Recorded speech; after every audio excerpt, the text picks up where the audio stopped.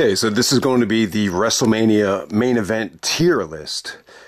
I actually got the idea from Anthony Fantano, the internet's busiest music nerd, also known as the Needle Drop. You know, he has the tier software. Eventually, I do want to buy this, and it'll make for some really, really interesting videos. But, you know, he's done this with, you know, the Red Hot Chili Peppers albums, Wu-Tang members, Death Grips. You know, he does with a lot of music acts.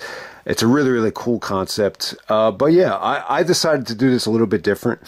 So this is going to be, you know, just like we're back in school. Like there'll be A, B, C, D, and F. So if it's a bad main event, it'll be a failure. It'll be on the F list. If it's a, you know, the best of the best, obviously it'll be in the A tier. So we're going to start off with the F tier first. So these would be the worst, you know, main events in WrestleMania history. If anyone disagrees with this and you think something should not be on the F tier or the A tier, then feel free to disagree. But this is just the way that I did it. I'm going to try to keep this quick and nice and short, so I'm not going to go into depth unless I necessarily feel like I have to with some of these. But we're going to start it off. We're going to kick it off. So the F tier. I have Hogan and Sid. Hulk Hogan versus Sid Vicious, Psycho Sid from WrestleMania 8. The first match on the F tier. I also have Bam Bam Bigelow versus Lawrence Taylor from WrestleMania 11 in the F tier. I just think with Bam Bam and Lawrence Taylor, I just think it kind of failed to capitalize on the celebrity momentum. I think more than anything. I don't think it was awful when you consider, you know, who was involved, but I would still put that on the F tier. Also, I have Undertaker versus Sid, once again, from WrestleMania 13. I'm going to put that in the F tier. So once again, Sid, both Sid main events, I think they were bad enough to put in the F tier. I found that very difficult to make interesting when we talked about Undertaker and Sid in the main event of WrestleMania 13. And then what else would it be? All right, so WrestleMania 27. This would be The Miz defending against Cena. You had The Rock interfering. I'm going to put that in the F tier. Once again, I just cannot, you know, buy, you know, The Miz main eventing WrestleMania. I just don't think it holds up that well. But I'm going to put that in the F tier. If you want to argue that it was better than expected and it wasn't awful, then that's fine. But I still have to put that in the F tier. That stands out like a sore thumb to me, that main event, in a negative way. All right, next up, WrestleMania 33.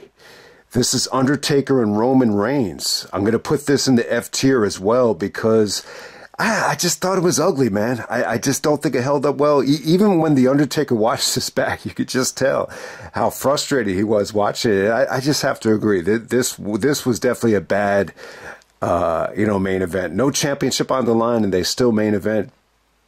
WrestleMania 34.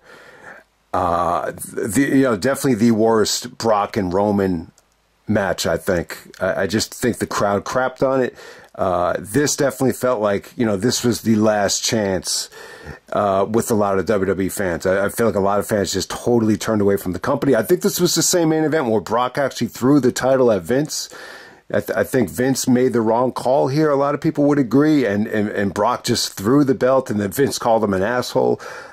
So, yeah, that would definitely be, you know, on the F tier as well. And then the last one to make the F tier would be WrestleMania 36, Night 2, pandemic WrestleMania. You had Drew McIntyre actually defeating Brock Lesnar.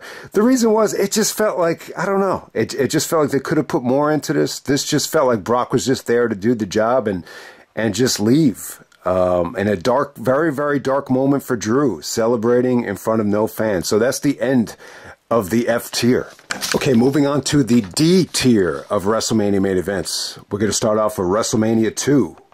We got Hogan versus Bundy inside of the steel cage. Next up on the D tier, we have the WrestleMania 16, a McMahon in every corner. We have Triple H taking on The Rock. Big Show and Mick Foley. Many people feel this was a cluster mess of a WrestleMania main event featuring the, crappy wrestling of Vince McMahon and Shane and all the interference there and the swerves and the turns. I'm going to put that on the D tier. That's the WrestleMania elimination match from WrestleMania 16, WrestleMania 2000. Also, we have Randy Orton challenging the WWE Champion Triple H, the main event of WrestleMania 25, in what was a very, very difficult to follow, in the main event right there. Orton and Triple H clearly struggled to deliver a memorable and quality WrestleMania main event. You could definitely argue that as being in the F tier, but I think it's good enough to, slightly just barely make it into the D tier. WrestleMania 29. I'm going to put this in the D tier as well. This is Rock and Cena. The match actually probably isn't that bad, but I just feel like sometimes WrestleMania rematches, just don't deliver. I just think a lot of fans, this did not warrant a WrestleMania rematch. So more than any other reason, I think that's why it's making lists. It was very, very predictable. There wasn't a lot of creativity behind it. So Rock Cena 2, this would make the D tier as well. WrestleMania 32, we have Triple H taking on Roman Reigns. For the WWE Championship. Triple H wins the Rumble and wins the WWE Championship, and he would face Roman Reigns in the main event of WrestleMania. This was just, just kind of there. I don't think it was as bad as, some of Roman's other main events. The match probably isn't bad, but it's just, I just remember it just not being anything special. Roman actually wins it from Triple H. I really don't think it did anything to enhance and elevate Roman to the next level. So that would be Triple H and Roman from WrestleMania 32. Next up, we have the WrestleMania 35 main event. Some people would definitely disagree with this, but this was actually Becky Lynch, Ronda Rousey, and Charlotte Flair in the triple threat match for the women's championship. I just really didn't care for this. I know some people would actually rank this a little bit higher. I just feel like at the time, it was very, very difficult to main event WrestleMania. It was only one show. This was the last time they actually went for one full night, and I just feel like by the time you got to this match, the crowd was just definitely burned. So more than any other reason, that will be why. And I don't know. I just wasn't crazy about the women main eventing. I think it was a good effort from the women. It wasn't a bad match. It wasn't a bad main event. I just don't think this was the right time to do it. So I think Becky wins. So there we go with that. That would actually make just make the D tier. You could argue C or D. I'm kind of being a little bit harsh on it by putting it in the D tier, but I've never went back to that main event, and there's probably a good reason why. Next up, WrestleMania 38, Night 2. We have Roman and Brock for the Undisputed Championship. So Roman actually unifies both belts, and this was another, Brock and Roman main event. I guess the third time they main evented WrestleMania, and it was okay. It wasn't the worst match. It wasn't their best match. It just wasn't anything special. You would have expected, the fact that they main evented WrestleMania for the third time, do something to make this different, do something to make it memorable, and ultimately it just ended up being another, pretty much average, Roman and Brock, main event. So that's the end of the D tier. Okay, moving on to the C tier of WrestleMania main events. We're going to start off with Hogan versus Slaughter. This is from WrestleMania 7. Hogan wins the belt from Sergeant Slaughter. A very, heated match right here. Lots of blood, lots of, Hogan ripping up the Iraqi flag. A lot of patriotism. The country was at war. Pretty memorable WrestleMania main event. I'm probably higher on this than most people, but that will be Hogan and Slaughter in the C tier. WrestleMania 9. I'm going to go with Bret and Yokozuna here. I'm not going to count Hogan and Yokozuna as a WrestleMania main event. A solid match between Bret and Yoko with a very, very bittersweet ending. And the match was very, very rushed, a little bit too short. but solid work between Brett and Yoko. And then once again, we're going to go with Brett and Yoko in the main event of WrestleMania 10. Brett gets his feel-good moment. Not the worst thing in the world, just a little bit too short. And, you know, very repetitive, the fact that it's a WrestleMania rematch that doesn't, you know, exceed the first one. But still, a solid moment for Brett, good enough to be on the C tier. Next up, we have the WrestleMania 18 main event between Chris Jericho and Triple H for the Undisputed Championship. You had Stephanie McMahon involved. I think this is underrated. I do not think this is as bad as Triple H's other WrestleMania main events. I think him and Jericho put forth a solid effort. Jim Ross was awesome on commentary here. You definitely had some good moments. Jericho loses the Undisputed Championship in a very, very, you know, feel-good moment at the end there. They couldn't follow, you know, some of the other matches right before this, obviously, but I still think this is, you know, a solid WrestleMania main event when you consider, you know, some of the other main events that came after this. No doubt about it. Jericho, Triple H, not a bad WrestleMania main event at all. Next up, we have the WrestleMania 21 main event. This is Triple H taking on Batista for the World Heavyweight Championship. Pretty solid match. I think this was good. You know, the match, you know, you could definitely argue the weakest of this little trilogy that they had right here. But Batista gets the feel-good moment. They did some creative things out there. The counter of the pedigree.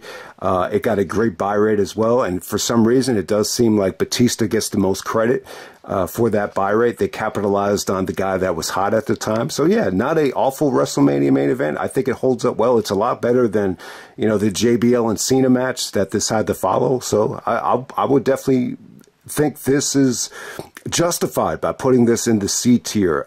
Next up, we have WrestleMania 36 Night 1. We have AJ Styles taking on The Undertaker, the very first, you know, cinematic, you know, main event to a WrestleMania. The Boneyard match, very, very fun, very creative. I think the only reason I will put this into C tier is because it's not in front of fans. You know, this is something that they could have taped earlier on in the day, so it loses points for that. But I think at the time, because of the circumstances, they delivered, you know, something special. And AJ Styles gets the main event WrestleMania. It's Undertaker's last, I guess his last match ever still. So definitely worthy of being in the C tier. And moving on, we go to the WrestleMania 37 Night 2. I'm going to put this in the C tier. What is this match? Okay, so this is, oh, okay, this is actually Roman taking on Daniel Bryan and Edge in a triple threat match. Solid match. Really, really good match. Arguably, maybe even the match of the year, you know, for 2021. The only reason I will put this in the C tier is the ending. I just thought you had a very predictable match, a very, very deflating ending. You had two guys in Edge and Daniel Bryan, two quality workers here, and you just gave us something that was very repetitive, very predictable, very insulting as well. The double stack pin to both guys. It was just a dark moment for me. You know, the fact that we're over a year into the pandemic, and, you know, we're still getting, you know, Roman, you know, being that dominant and nothing, you know, out of the box, nothing creative. I don't know. I just didn't enjoy it at the time. I just thought this was a solid main event with just a really, really, you know, insulting ending. So that's why I would have it on the C tier. But, you know, the match is still good. It's still probably one of the better triple threats that we've seen in the WWE for sure. Next up, the final match on the C tier. We're going to WrestleMania 38 Night 1. We have Stone Cold Steve Austin and Kevin Owens, which was, you know, supposed to be more of a segment, ended up being more of a match. I didn't rate this match. To me, this was just about, you know, Austin, you know, rewarding him for all his hard work over the years and, you know, giving him a nice WrestleMania bonus. Him and Kevin did some fun things out there. It's not meant to be a spectacular match, but it did send home everybody happy.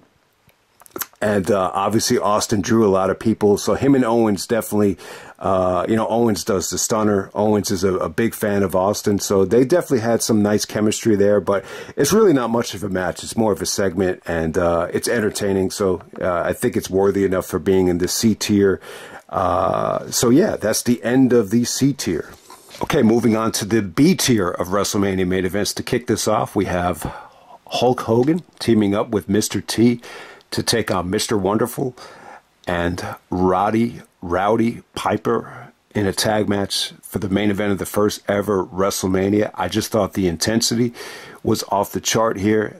It delivered for that time. It delivered with the celebrity involvement, so definitely worthy enough of being on the B tier, the first WrestleMania main event. Okay, next up, it's the first ever Rock versus Cena WrestleMania main event. This is WrestleMania 28, where they get the most credit for setting the record for the most WrestleMania buys, 1.3 million. So Rock Cena won, no championship on the line. The Rock goes over. Very highly entertaining WrestleMania main event. Some people don't think it's amazing, don't think it's great, but give them credit. It's a solid, really, really good, maybe even great WrestleMania main event. But the main reason it's on the list is the build-up and the financial success and the actual crowd as well. So that's Rock Cena 1. I'm going to put that on the B tier. We have the Macho Man Randy Savage celebrating with the lovely Elizabeth to win the vacated WWE Championship in what was a disaster, a nightmare of a tournament over the $1 Million Man Ted DiBiase. But yeah, great moment for Savage. The moment holds up well. It's by far the best thing on that show. So yeah, Savage DiBiase, I would put that in the B tier, and it wasn't even promoted as a WrestleMania main event. WrestleMania 5, we got Macho Man Randy Savage defending against Hulk Hogan. In a very, very quality WrestleMania main event. It's more of a nostalgia match for kids, but still solid WrestleMania main event with Hogan winning the belt from Randy Savage. I'm going to put that in the B tier. Next up, we have WrestleMania 6. We have champion versus champion. I'm not sure if this would count as a IC title match. No one really does count it as a Intercontinental Championship match. It would have been weird to see Hogan with the IC title if he won this thing. But yeah, we have the Ultimate Warrior going over clean Hulk Hogan in the main event of WrestleMania 6 in the Sky Dome. Awesome, awesome moment. The match was better than anybody could have anticipated. So yeah, I would have this in the B tier. The only reason it's probably in the B tier is because I could see this not really resonating with some of the fans that grew up with this main event. Whether you missed a pay-per-view or missed renting this from the video store, it's hard to appreciate how good the moment was. So I'm going to put that in the B tier. Next up, we have the WrestleMania 14, main event between Stone Cold and Shawn Michaels. You have Mike Tyson as the special guest enforcer. You could definitely argue this being on the A tier because of how, this elevated the company. Without a doubt. The only reason I would have this on the B tier is because Shawn wasn't Shawn. Shawn was definitely in a lot of pain, and both Shawn and Austin are a little bit negative on the overall match here, but still, it's a quality WrestleMania main event. Awesome finish, magical finish, very, very creative in terms of what they did with Tyson. So yeah, that's Austin and Michaels from WrestleMania 14. Next up, we have the WrestleMania 15 main event. This is the first Rock and Austin main event for the title. Austin sends everybody home happy. He hits the stunner on the Rock. He celebrates, over Vince McMahon with a beer. Celebrates with Earl Hebner. Really, the blow off to the Montreal Screwjob, angle and the. One of the few, technically not the last blow off to the Austin McMahon feud, but one of the feel good moments of the Austin McMahon feud, without a doubt. So that's the first Rock and Austin match from Philadelphia, the main event of WrestleMania 15. Definitely worthy enough of being in the B tier, and they saved what would have been a really, really bad WrestleMania in terms of wrestling quality. All right, next up we have the WrestleMania 22 main event between John Cena and Triple H. One of the more fascinating crowd reactions in the main events of WrestleMania history. Fans are clearly behind Triple H. Cena got the fuck you Cena treatment. Just a lot of negativity in the air, but it definitely created for a fun environment. The match kind of made the match better than it was. So yeah, definitely a fun main event between Cena and Triple H. Next up, we have the WrestleMania 30 main event. We have Randy Orton defending the Undisputed Championship against Dave Batista and Daniel Bryan. Yeah, I'm not crazy about the actual match here. It's nowhere near as good as the triple threat 10 years earlier. But Daniel Bryan gets a feel-good moment. Not the original WrestleMania plans. But hey, man, it was a fun night for Daniel Bryan, for him to open up WrestleMania and close it with a bang. If you're a Daniel Bryan fan, obviously WrestleMania 30 is going to hold a special place in your heart. So yeah, worthy enough to be on the B tier. Next up, we have the WrestleMania 31 main event, arguably still the best Roman Reigns and Brock Lesnar match. You had Seth Rollins actually cashing in. I think that really elevated the main event as well. So yeah, definitely one of the better, and maybe still, the best Brock and Roman performance in the ring. At the time, Brock was still motivated. He was hot. It felt like a fresh matchup at the time. And yeah, so that's Brock and Roman from WrestleMania 31 in the B tier. All right, the next match we have WrestleMania 37, Night 1. This is actually Bianca and Mercedes Moné, at the time better known as Sasha Banks, the first one-on-one match between two females in the main event of WrestleMania. And at the same time, a black woman versus a black woman for the very first time in the main event of WrestleMania. Very emotional. And, the match was good. Both girls looked athletic. They put on a very memorable WrestleMania main event. And unexpected, too. I don't think a lot of people expected this to get the main event of the first night. But, yeah, they delivered something special there. And then the very last match on the B tier, we have the WrestleMania 39 main event. I gotta even think, what was this in the B tier? WrestleMania 39, Night 1. Okay, yes, we have the Usos defending the Undisputed Tag Team Championships against Kevin Owens and Sami Zayn. Very memorable WrestleMania main event. Very emotional. A feel-good main event, definitely. And probably, maybe the best tag match in the history of WrestleMania, not involving ladders and not involving tables and chairs. So yeah, that's Kevin and Sami, getting their big moment in the main event of WrestleMania. All right, and closing it off, we have the A tier of WrestleMania main events. We're going to kick it off with Hogan versus Andre, WrestleMania 3. I think you'd have to put this on the list just for its historical importance. The 93,000, Hogan body slamming Andre. Guys like Cena, guys that grew up watching the business would definitely argue this is, the definitive WrestleMania moment, the definitive WrestleMania main event. So I still think you got to put Hogan and Andre in the A tier. If you want to argue that this should be on the F tier because of the quality of the wrestling, then that's fine. I think that's a little bit harsh, but I still think you got to put this on the A tier. All right, and next up we have WrestleMania 12. This is my personal pick for the best WrestleMania match and main event still. This is Bret Hart, Shawn Michaels Iron Man match for the WWF Championship. I got to put that in the A tier just because of the effort and the quality for a whole hour. If you thought it was boring and if you thought it was slow, methodical, hey man, that's your personal preference. But there's definitely an art to making the big moments and the big moves feel special. And that's what I think that match did more than any other match. Next up, we have the WrestleMania 17 main event. We have Austin and The Rock, the second one. Austin turns heel. He sides with Vince. They urinate over The Rock and celebrate. It's an awesome WrestleMania moment. Say what you want about Austin's heel turn. There are times within the business and entertainment where something that's critically acclaimed doesn't resonate with everybody. And, that's what the Austin heel turn, pretty much did. But that main event between Austin and Rock, it's still arguably, the best WrestleMania main event ever. That's from WrestleMania 17. Next up, we're going to go to WrestleMania 19. We have, Kurt Angle defending the WWE Championship against Brock Lesnar.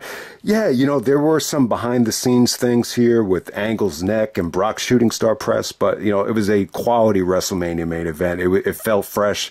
The two amateur icons going at it, and, yeah, it ended up being the best match of their series, in my opinion. So that's Kurt and Brock, and it's sad to say, but it's the only main event that Kurt Angle was ever involved with.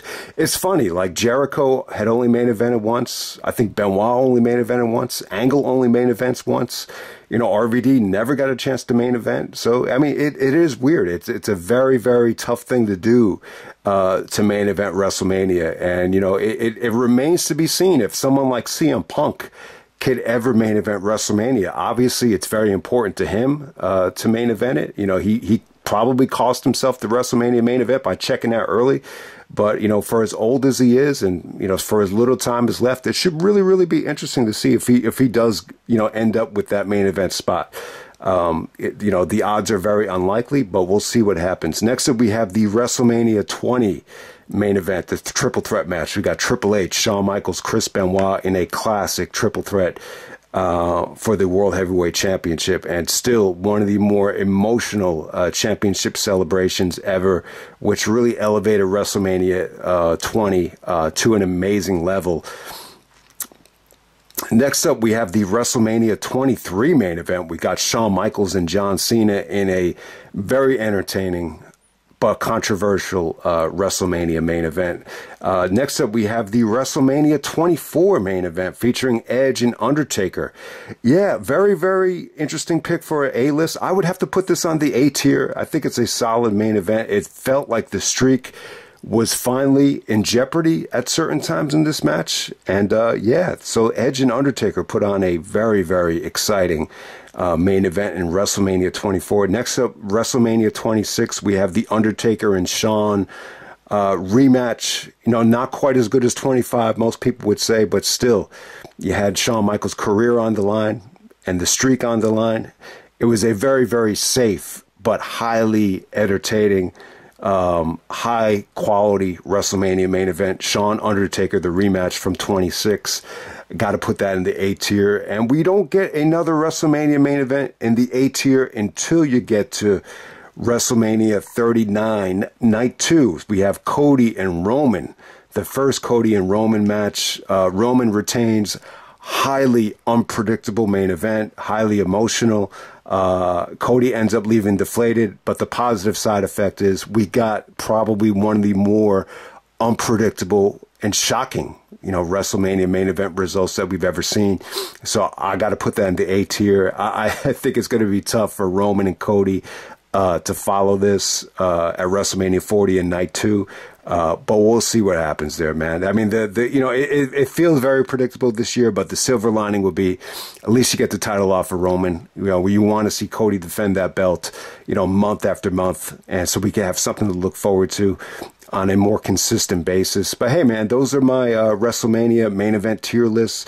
The tier list. I would still say that Shawn and Brett, that would be my pick for best WrestleMania main event. I would say the worst. The one that really stands out to me is the worst. Maybe the Sid main events. Hogan and Sid might be my pick. If we're talking about recent main events, I think that Taker or Roman main event from, I think, 33, and even some of the other Roman main events, I would have to probably go with those as the absolute worst. I just have no interest in ever revisiting, that Roman and Taker main event. The Miz, the Miz Cena main event is interesting. I think you could definitely argue that the booking and the length and just how, The Rock's involvement, that might have saved that main event from totally being in the F tier. I don't know. Maybe I'm just not a big Miz guy. Maybe that kind of forced me to put that in the F tier. But hey, man, I hope you guys enjoyed the video, and I'm out. All right.